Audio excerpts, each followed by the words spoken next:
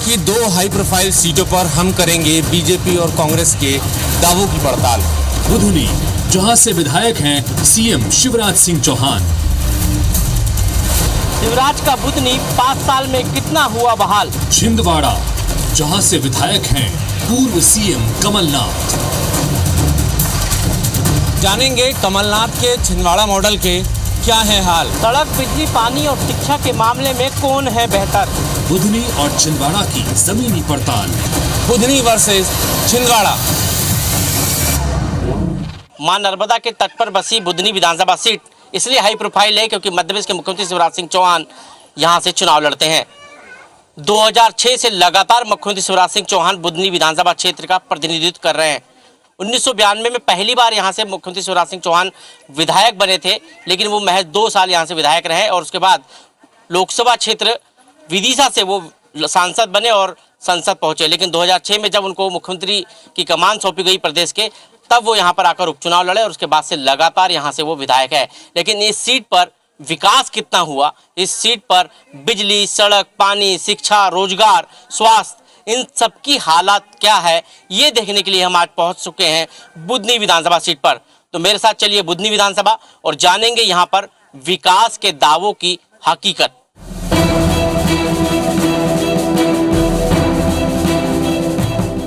एक तरफ नर्मदा की लहरें, दूसरी तरफ विंध्याचल पर्वत श्रृंखला। इनके बीच बसी है सीहोर जिले की बुधनी विधानसभा। बुधनी प्रदेश के मुख्यमंत्री शिवराज सिंह चौहान का विधानसभा क्षेत्र है, इसलिए मध्य प्रदेश की सबसे हाई प्रोफाइल विधानसभा सीट है बुधनी। इसी में उनका पैतृक गांव जैत भी आता है। खेती, परंपरागत व्यवसाय और बाजारों के अलावा केंद्रीय शिक्षण प्रशिक्षण संस्थान, कई औद्योगिक इकाइयां अब बुधनी की नई पहचान है। शिवराज पहली बार 1990 में बुधनी विधानसभा सीट से विधायक बने, लेकिन 1 साल बाद ही विदिशा लोकसभा सीट से सांसद बन गए। 1996, 1998, 1999 और 2004 में भी विदिशा से लोकसभा चुनाव जीते, लेकिन 2005 में मुख्यमंत्री बनने के बाद एक बार फिर विधानसभा का दूसरा सफर उपचुनाव 2006 में बुधनी से शुरू किया, जो 2008, 2013, 2018 विधानसभा चुनाव जीतते हुए शिवराज बुधनी विधानसभा सीट से विधायक रहते हुए प्रदेश का प्रतिनिधित्व कर रहे हैं। बिजली कैसी मिल रही है आपको? बढ़िया मिल रही सर। कितने घंटे मिलती है? 10 घंटे मिल रही है अभी। अच्छा, सड़कें कैसी आपके क्षेत्र में? सड़कें बढ़िया है, 1 नंबर पर। कैसी सड़क है आपके क्षेत्र में? ग्राम सुडोन में साहब बिल्कुल गंदा हमारा गांव, उसमें रोड अब बन रहा है। बिजली मान लो सवेरे आधे घंटे को काटते नहीं तो रात भर बिजली और दिन भर रह रही है। बुधनी में विकास की रफ्तार सड़क लेकर आई है। यहाँ की चमचमाती सड़कें किसी बड़े शहर से कम नहीं है। बात चाहे बुधनी शहर के भीतरी इलाकों की हो या फिर बुधनी विधानसभा को कनेक्ट करने वाले मुख्य और ग्रामीण सड़कों की, पूरे विधानसभा क्षेत्र की सड़कें बुधनी के विकास की रफ्तार को बयां करती नजर आती हैं। बुधनी की सड़कों के विकास की बात करें तो बीते 15 सालों में 1177 करोड़ रुपए की लागत की अलग अलग सड़कों का यहां निर्माण हुआ है। वहीं सड़कों के रखरखाव के लिए 72 करोड़ और रिपेयरिंग के लिए 47 करोड़ रुपए खर्च किए गए। 250 करोड़ की लागत से बुधनी भेरुंदा रेहटी खातेगांव सड़क बनाई गई। वहीं बाड़ी, बख्तरा, डोबी, शाहगंज बुधनी मार्ग, शाहगंज बरखेड़ा मार्ग, सीहोर भेरुंदा कोसमी मार्ग का निर्माण भी किया गया। जबकि प्रधानमंत्री सड़क योजना में 320 करोड़ की राशि से 90 सड़कों और 24 करोड़ की राशि से 11 पुलों का निर्माण किया गया। इस वक्त हम बुधनी की सबसे सुंदर, सबसे अच्छी सड़क पर खड़े हुए हैं और आप देख सकते हैं ये बुधनी की प्रमुख सड़क है और इसकी सुंदरता और इसकी मजबूती और इसकी जो रखरखाव है वो बता रहा है कि ये बुधनी की सबसे सुंदर, सबसे अच्छी सड़क है। हालांकि बुधनी से सलकनपुर जाने वाली सड़क की हालत ठीक नहीं है। जगह जगह गड्ढे और लोगों की परेशानियां यहां के स्थानीय प्रशासन के दावों की पोल खोलती नजर आ रही है। बुधनी विधानसभा क्षेत्र में शहरी स्थानों पर सड़क की हालत ठीक है, लेकिन जो मुख्य मार्ग हैं जो बुधनी विधानसभा क्षेत्र में बड़े कस्बों को जोड़ते हैं, खासकर बुधनी से लेकर नसरुल्लागंज और सलकनपुर की तरफ जाने वाला जो ये मार्ग है, आप देख सकते हैं इसमें जगह जगह जो है गड्ढे हो गए हैं। और लोगों का कहना है कि जब ये मार्ग बना था उसके बाद से इसका जो है सिर्फ जो है पेच कार्य होता है, उसमें गड्ढे भर दिए जाते हैं, लेकिन सड़क को दुरुस्त करने का काम जब से ये बना है तब से नहीं हुआ है। मैं अभी बाया आया हूँ। ये जो सड़क है कैसी है यहाँ से वहाँ तक हम देखें? हाँ, इसी टाइप से है, इसी तरह की सड़क है। अच्छा, सड़क में क्या है? सड़क में गड्ढे हो रहे हैं, हाँ। ऊंची नीची हो रही है। यही रहते हैं आप? हाँ जी। सड़क कैसी है यहाँ पर? नहीं बाप, ये मुख्य सड़क देखो, जो है ये आपके सामने है, अच्छा देख लो आप, गड्ढे वाली है, उसमें कोई दिक्कत वाली बात नहीं है।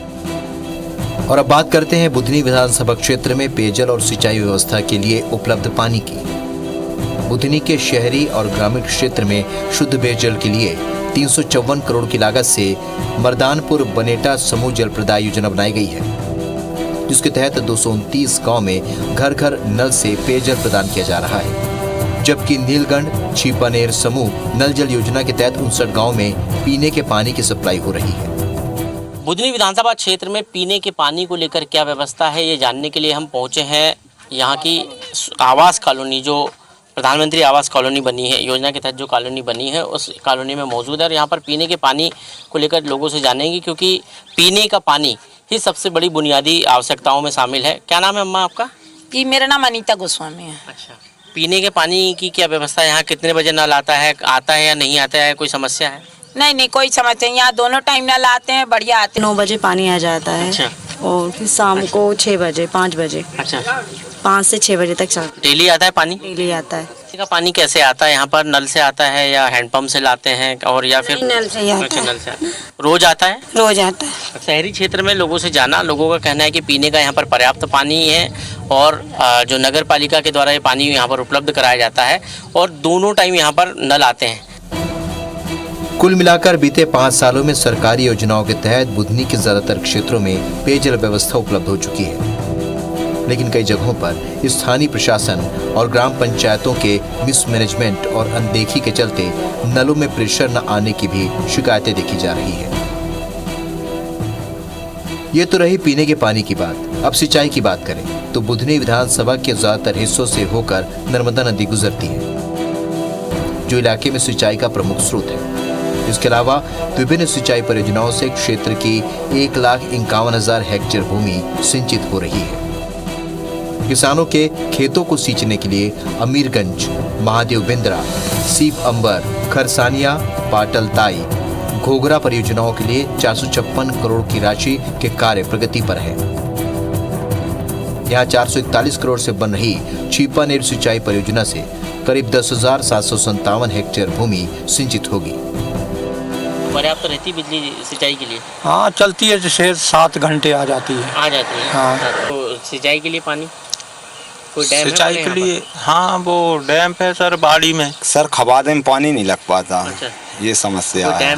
डैम बाड़ी वाला डैम पे इंदिरा परियोजना का, तो उसमें अपना खबादा 2-4 गांव में नहीं आते, साहब बोल रहे हैं कि वो पानी डलवा रहे हैं। हमने आपको बुधनी विधानसभा में सड़क और पानी के हाल दिखाए। अब हम सबसे जरूरी बिजली व्यवस्था की बात करेंगे। बुधनी में सड़क और पानी की तरह ही बीते 5 सालों में बिजली की व्यवस्था बेहतर और दुरुस्त हुई है। विधानसभा क्षेत्र में बीते सालों में 22 उपकेंद्र और 132/22 केवी के 2 बड़े केंद्र स्थापित किए गए। वहीं सलकनपुर में 132/33 केवी के 45 करोड़ की राशि भी मंजूर हुई है। सलकनपुर यूनिट से भी जल्द ही काम शुरू हो जाएगा। बुधनी के चारों नगरीय निकायों के सौंदर्यीकरण और स्ट्रीट लाइट के अलावा अन्य प्रकाश व्यवस्था के लिए 13 करोड़ 65 लाख की राशि स्वीकृत हुई है, जिस पर लगातार काम चल रहा है। बुधनी विधानसभा क्षेत्र में बिजली की स्थिति जानने के लिए जब हम लोगों के पास पहुंचे तो लोगों का कहना था कि बिजली की व्यवस्था यहां पर सुचारू है, 24 घंटे बिजली मिल रही है। ग्रामीण क्षेत्र की बिजली का जो फीडर है वो अलग है, शहरी क्षेत्र की बिजली का फीडर अलग है और सिंचाई के लिए जो किसानों को जो बिजली मिलती है उसका जो फीडर है वो अलग है। तो आप देख सकते हैं हम इस वक्त 11 kV विद्युत उपकेंद्र ऊंचा खेड़ा जो यहाँ के नसरुल्लागंज रेहटी विद्युत केंद्र के अंतर्गत आता है, यहाँ से इस पूरे फीडर में बिजली बिजली सप्लाई होती है और कहा जा रहा है कि 24 घंटे इस इलाके में जो है बिजली की सप्लाई होती है। क्षेत्र में बिजली की व्यवस्था में काफ़ी सुधार हुआ है। कुछ लोग हमारे साथ हैं, उनसे बातचीत करेंगे, जानेंगे और कोशिश करेंगे कि यहाँ पर बिजली की, भैया यहाँ पर बिजली कितने घंटे मिलती है? बिजली 24 घंटे मिलती है सर। अच्छा, और बिजली सिंचाई की बिजली अलग मिलती है? 8 घंटे मिलती है। अच्छा, और घरों में बिजली जो रहती है वो? घरों में बिजली अच्छी रहती है सर। अच्छा, हाँ। आप बताइए बिजली कैसे है इस क्षेत्र में? बिजली तो बढ़िया है। अच्छा, लाइट जाती है कभी? लाइट बहुत कम जाती है। कभी काम वाम वगैरह चलता है ना, जब भी जाती है लाइट, नहीं तो लाइट तो अच्छी रहती है यहाँ पे। लोगों का कहना है कि इस क्षेत्र में बिजली की जो व्यवस्था है वो पर्याप्त है। किसानों को बिजली की बात हो या फिर जो घरेलू बिजली की बात हो, दोनों ही बिजली की व्यवस्था यहाँ पर बहुत ही अच्छी है। तो देखा आपने मुख्यमंत्री शिवराज सिंह चौहान की विधानसभा में विकास कैसा रहा। बीते 5 सालों में सीएम शिवराज ने क्या क्या विकास कार्य किए और बुधनी में बिजली, पानी और सड़क की क्या स्थिति है। जमीनी रिपोर्ट के बाद अब करते हैं बुधनी के विकास पर हो रही सियासत की बात। जहां एक और बीजेपी बुधनी विधानसभा क्षेत्र के विकास के भरोसे चुनावी मैदान में, तो वहीं कांग्रेस बिजली, सड़क, पानी की व्यवस्था को बदहाल बताते हुए विधायक शिवराज सिंह चौहान पर निशाना साध रही है।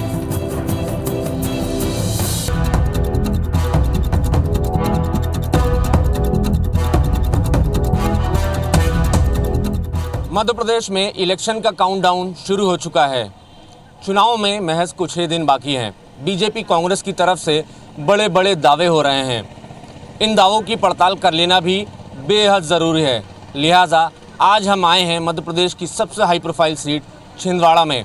अगले आधे घंटे के दौरान हम ये जानने की कोशिश करेंगे कि सड़क, पानी और बिजली के मामले में शिवराज का बुधनी मॉडल बेहतर है या फिर कमलनाथ का छिंदवाड़ा मॉडल। मध्य प्रदेश की 2 सबसे हाई प्रोफाइल सीटों में शुमार छिंदवाड़ा ने तरक्की का एक बड़ा सफर तय किया है। आदिवासी बाहुल्य छिंदवाड़ा यूं तो सतपुड़ा के घने जंगलों और पहाड़ों से घिरा है, लेकिन छिंदवाड़ा की चमक कभी फीकी नहीं हुई। कमलनाथ 8 बार छिंदवाड़ा से सांसद रहे और अब छिंदवाड़ा से ही विधायक हैं। पूर्व मुख्यमंत्री भी हैं। कमलनाथ जब छिंदवाड़ा के विधायक बने और मध्य प्रदेश की मुख्यमंत्री की कुर्सी पर बैठे तो छिंदवाड़ा के लोगों को लगा कि अब विकास को पंख लग जाएंगे। हालांकि कमलनाथ की सरकार महज 1.5 साल ही चली, लेकिन इन 1.5 सालों में कमलनाथ ने अपनी विधानसभा सीट के अलावा जिले की 7 सीटों के लिए बेहतर कोशिशें की। खैर, हमने छिंदवाड़ा मॉडल की पड़ताल शुरू की तो हमें सबसे पहले शहर की चमचमाती सड़कें मिली। कमलनाथ के कार्यकाल में ही बनी एक सड़क जिसे वीआईपी रोड का नाम दिया गया है, उस पर भी हमने सफर किया। 11 करोड़ की लागत से बनी छिंदवाड़ा शहर की सबसे खूबसूरत सड़क को नाम भी वीआईपी सड़क ही दिया गया है। 8.3 किलोमीटर लंबी ये सड़क परासिया नाका से खापा भाट तक गई है। ये सड़क मंजूर होने के महज 3 महीने में ही बनकर तैयार हो गई। अब जरा आप भी देखिए इस सड़क को और सुनिए क्या कहते हैं छिंदवाड़ा के लोग।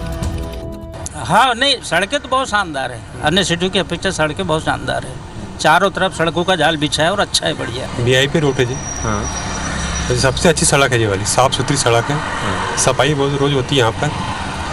और शहर की और सड़कों की क्या स्थिति है? बढ़िया है। हाँ, सब ठीक है। बहुत अच्छी सड़क कहलाती है वीआईपी रोड जी। और बाकी सड़कों की क्या स्थिति है? बाकी सड़कों की स्थिति तो खराब है। आप परतला में जाइए, अंदर गलियों में सड़क नहीं है और अच्छे तरीके से बनी है। रात में देखो तो लाइटिंग वाइटिंग पूरी चालू रहती है और अच्छी रोड है। जाहिर है सड़कों के मामले में छिंदवाड़ा की पहचान देश भर में है, क्योंकि कमलनाथ ने केंद्र सरकार में सड़क परिवहन मंत्री रहते छिंदवाड़ा को देश के हर कोने से नेशनल हाईवे के माध्यम से जोड़ दिया।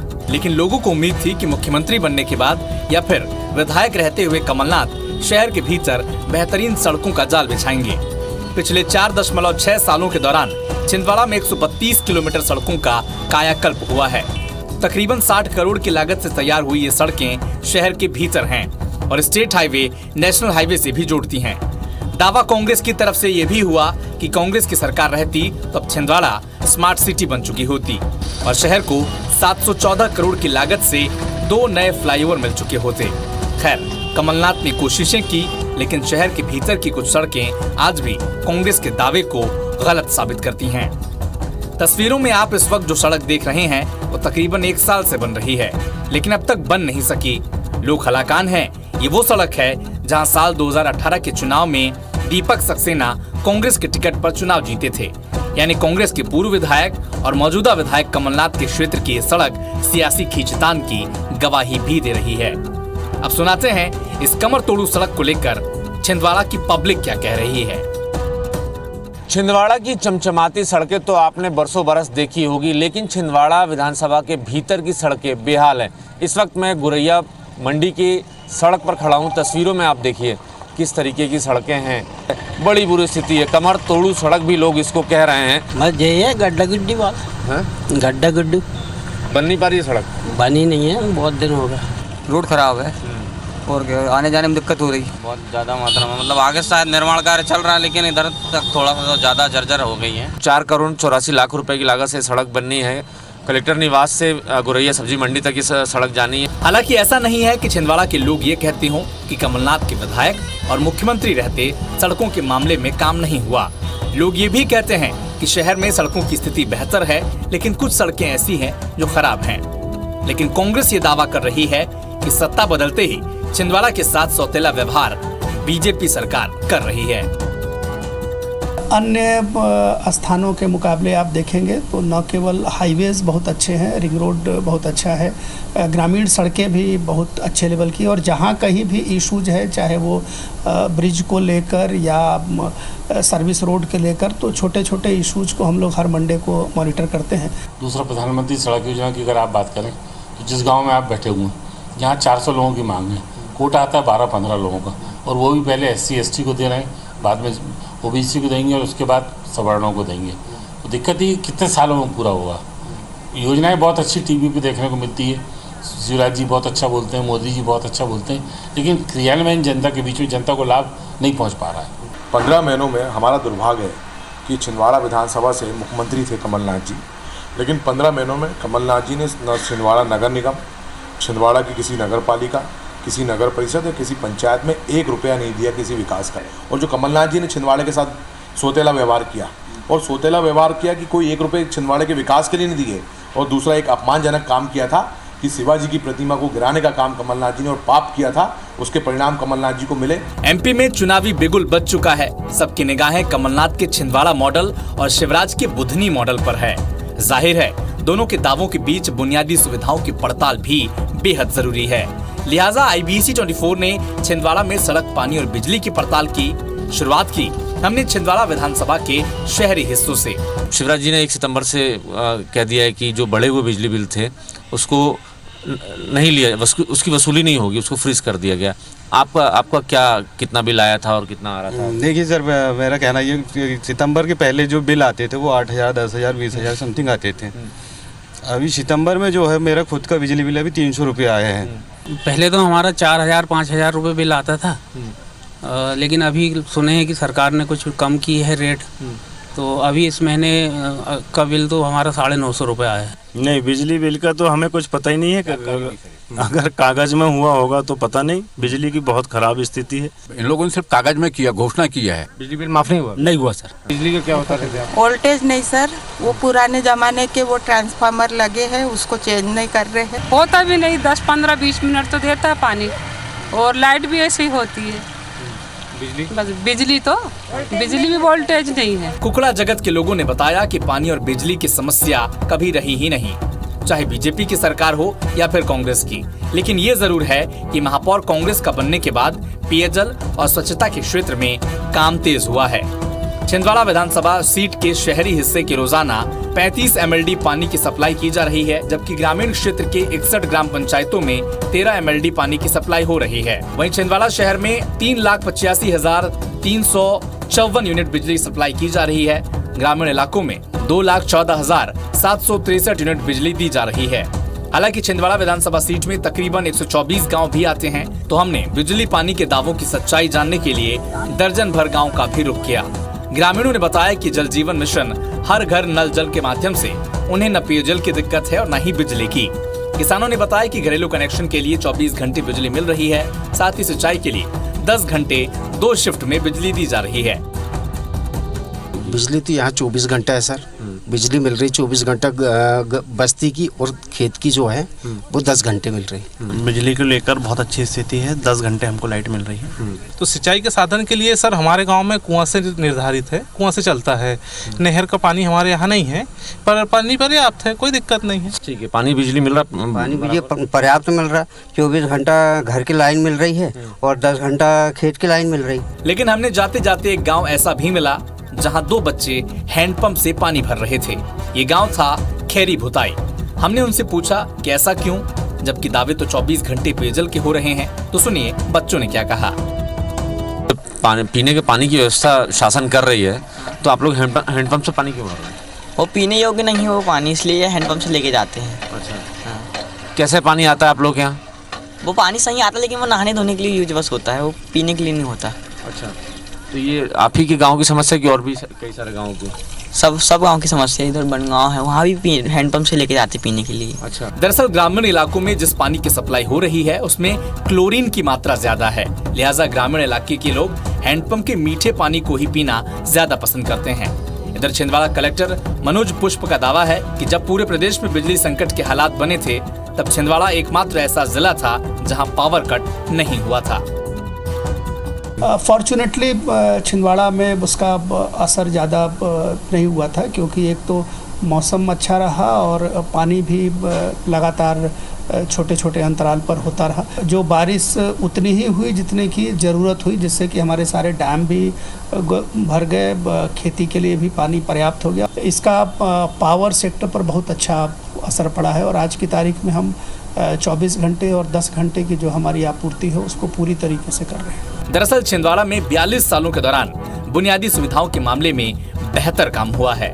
कमियां भी हैं जिन्हें दुरुस्त करने की कस्में खाई जा रही हैं। बीजेपी और कांग्रेस दोनों ही छिंदवाड़ा की तरक्की पर क्रेडिट ले रहे हैं। खैर, चुनाव सामने है और वोटर ही तय करेंगे कि कौन छिंदवाड़ा की तरक्की का नायक है। नवीन कुमार सिंह, IBC 24, छिंदवाड़ा।